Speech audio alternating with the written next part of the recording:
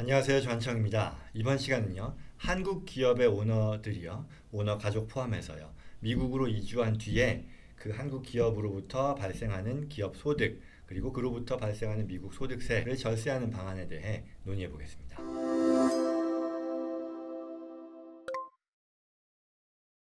이번에도 Pre-Immigration Planning 2라고 넘버링을 했는데요. 이건 뭐냐?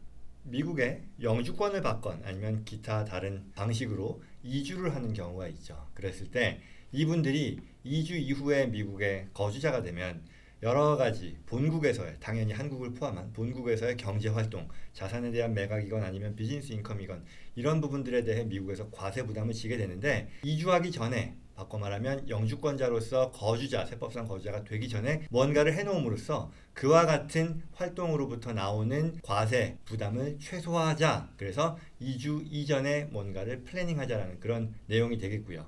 그에 대해 이번 시간은 기업 오너들이 한국에 소유하고 있는 그 기업을 매각하거나 정리한 게 아니고 그대로 보유한 상태에서 이주를 갔을 때 그 한국 기업으로부터 발생하는 소득, 그리고 그 소득으로부터 부담하게 되는 세금을 줄이는 그런 노력을 하고요. 거기에 필요한 플래닝 아이디어에 대한 논의일 것입니다. 그래서 프리-이미그레이션 플래닝이라는 것이 영주권을 받고 미국에 이전하는 이주하는 그런 경우도 있을 것이고요.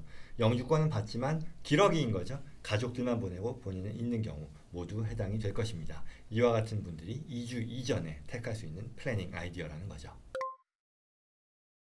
그래서요, 기업 오너라고 할게요. 기업 오너가 아주 대단한 그런 대기업의 오너일 필요는 없고요. 어쨌거나 내가 한국에서 사업을 하는 그런 분인 거죠. 근데 영주권자로서 이주를 하게 되면요, 이 사업체로부터 나오는 법인 소득이라는 게 있는데, 이건 미국에서도 과세 소득이 된다는 거죠. 왜? 미국 사람이 되면 월드와이드 인컴 텍스인 거거든요. 미국의 세법상 거주자로서 세계 어디에서 발생하거나 과세 소득이 있는 거죠. 그래서 미국에 이주한 뒤에 한국에서 운영하는 법인 소득에 대해서 미국에도 세금을 부담하는 그런 상황이 될 텐데, 이걸 어떻게 하면 줄일 수 있겠냐라는 그런 노력인 거죠. 그러면 이제 사례를 들어서 또 말씀을 드릴게요. 홍길동 씨가요, 사업 오너입니다. 비즈니스를 하시는 기업 오너예요. 영주권을 받았고 이제 미국에 이주하려는 그런 계획을 짠 거죠. 그래서 이분 같은 경우는 완전히 이주해서 리타이어 한다기보다는 왔다 갔다 하면서 그런 생활을 누리려는 그런 계획인 거죠. 물론 가족 계획도 있을 거예요. 가족이 미국에서 교육도 하고 거주하려는 그런 목적이 있는 거겠죠. 법인으로부터 발생하는 소득이 1밀리언이라고 할게요. 그리고요, 세율은요, 가정하기를 한국에서 이 법인 소득에 대해서 적용되는 법인 소득세율이 30%이고요. 미국의 개인 소득세라고 했는데 일단 미국의 소득세율을 20%라고 가정하겠습니다. 이건 바뀔 수도 있는 거겠죠. 그러면 플래닝을 안 했을 경우에 이 홍길동 씨가 법인으로부터 벌어들이는 그 소득에서 부과되는 소득세 어떻게 되는지 한번 보시죠.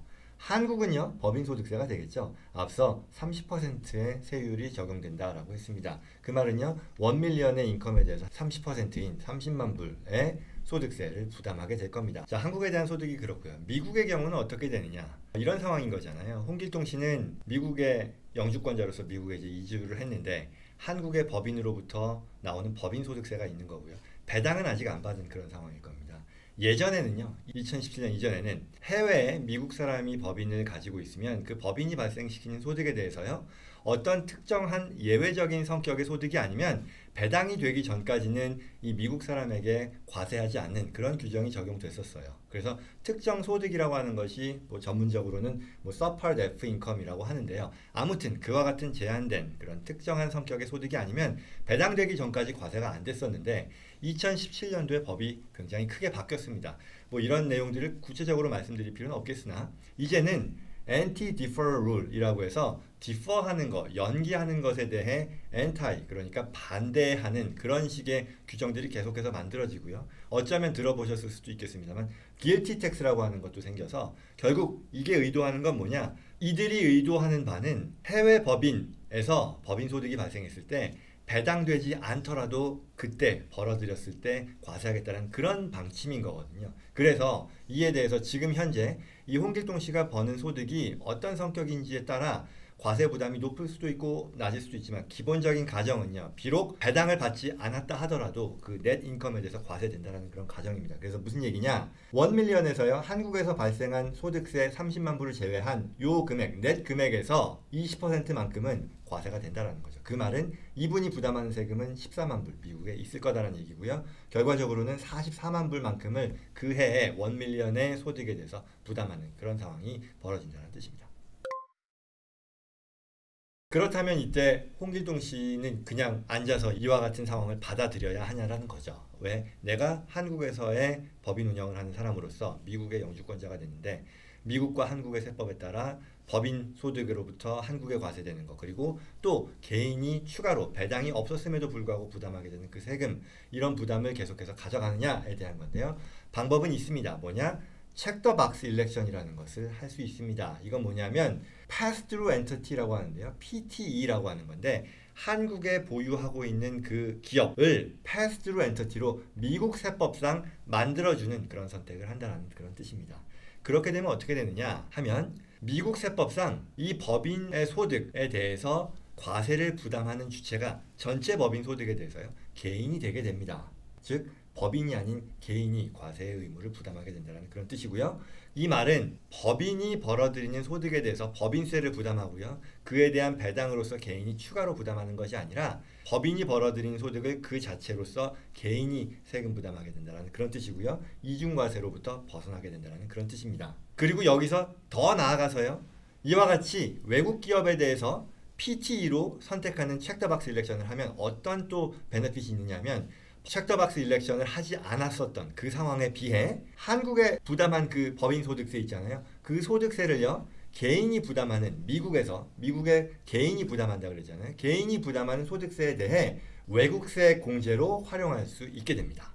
그리고 이 외국세 공제라는 말의 뜻은 어떤 특정한 외국 소득에 대해서 미국인이기 때문에 미국 정부는 과세 권한을 갖지만 그럼에도 그 해당 외국 소득에 대해서 외국 정부가 먼저 과세를 하면 그 외국 정부에 과세된 그 금액만큼은 미국 세금을 줄이는 데 쓸 수 있다는 그런 컨셉이고요. 그에 대한 자세한 내용은 35강에 있으니까 참고해 보시면 좋겠습니다.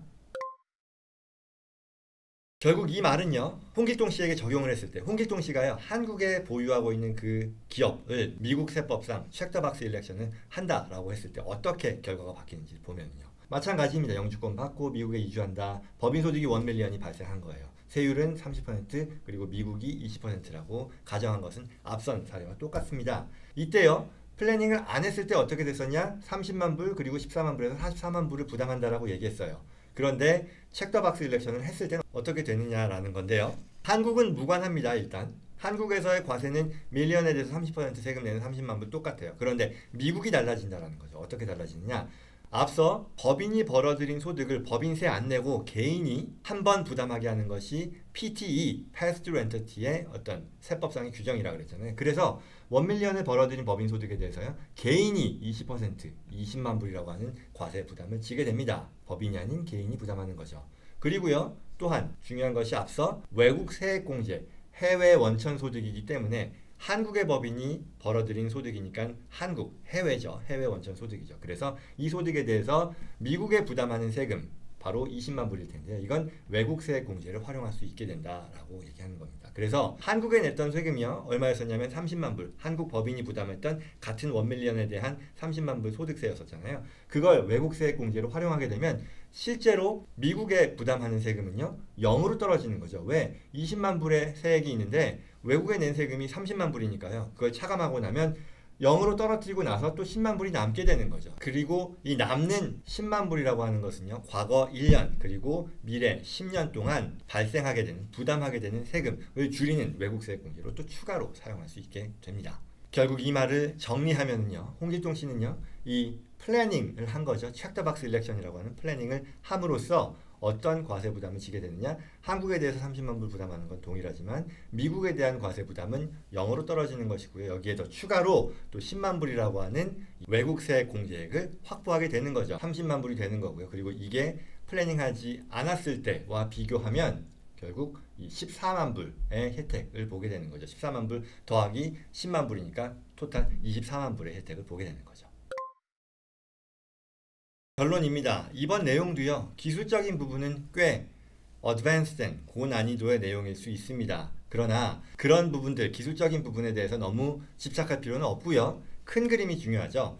미국에 이주하기 전에 진행하는 프리-이미그레이션 플래닝을 통해서요, 내가 한국 기업의 오너로서 한국에서 발생하는 법인 소득이 있다라고 했을 때 이로부터 비롯되는 미국에서의 과세를 영주권 취득 그리고 이주 이후에 최소화할 수 있는 그런 방안이 있으니 반드시 이를 고려하고 시행해야 된다는 그런 내용입니다. 그리고 그게 바로 뭐냐 하면 체크더박스 일렉션과 외국세 공제 제도라는 것을 활용하게 된다는 그런 뜻이죠. 그래서 다시 돌아와서 홍길동 씨의 사례를 놓고 평가하면요, 한국의 법인 소득세가 밀리언이고 30% 20%라고 했을 때 플래닝을 하지 않았을 때와 플래닝을 했을 때의 차이는요, 똑같은 밀리언의 인컴에 대해서 플래닝하지 않았을 때 30만 불 한국 과세 같고요. 그러나 미국 과세는요, 하지 않았을 때는 14만 불을 짐으로써 토탈 44만 불의 과세 부담을 지게 되는데 반해 플래닝, 체크더박스와 포린 텍스 크레딧을 활용했을 때에는 미국 과세는 없고요. 여기에 추가로 10만 불이라고 하는 외국세 공제 잔액이 있고요. 결과적으로 총 과세 부담은 2해에 30만 불로 14만 불만큼 더 유리한 결과를 얻게 됩니다. 이상 오늘 준비한 기업 오너가 이주 이전에 시행할 수 있는 이와 같은 프리-이미그레이션 플래닝에 대해서 알아봤습니다. 도움이 되었기를 바라고요. 저는 다음 시간에 뵙겠습니다. 고맙습니다.